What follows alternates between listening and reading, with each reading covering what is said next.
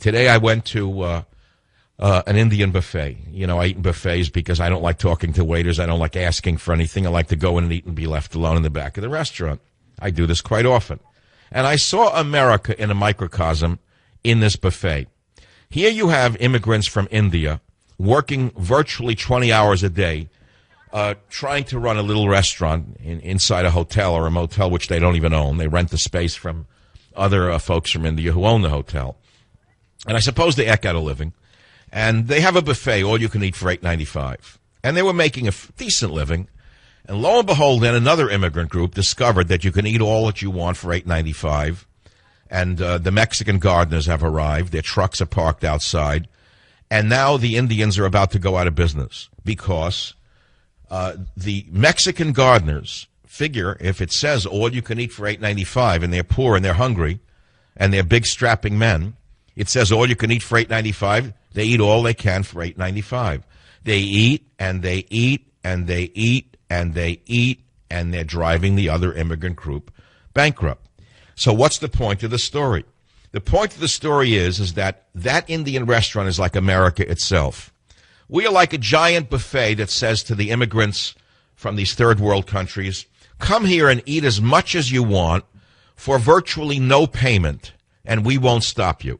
And anyone who tells you to stop eating is a racist or a thisist or a thatist. And so we don't care if you eat us out of house and home because we don't want to be seen as mean people. We're nice Americans. So we have $1 trillion, $2 trillion, $3 trillion debt. Immigrants are eating us alive through education, medication, not putting anything into the system. Every extra dollar they get, they send to their home country. Eat at the buffet called America. Just keep piling the bones up on the plate. And if anyone dares say a word, why call the politically correct police and have them arrested for insulting the poor immigrant. All right, I said to the Indian guys who run it, they're Sikhs incidentally, I said, why don't you raise your prices? No, we can't do that. Not in this economy. I said, why don't you put a limit, 3 visits to the chicken dip. Say it and put it in Spanish, tres. Máximo tres. He's, no, we can't do that. I said, but they're eating you alive. They're going to put you out of business. The guys, they got no shame. The guy had eaten at least $25 worth of lamb and chicken. And I was trying not to look. I kept saying, hey, Savage, it's not your business. Hey, Savage, it's not your restaurant. Hey, Savage, what do you care about the Sikhs for?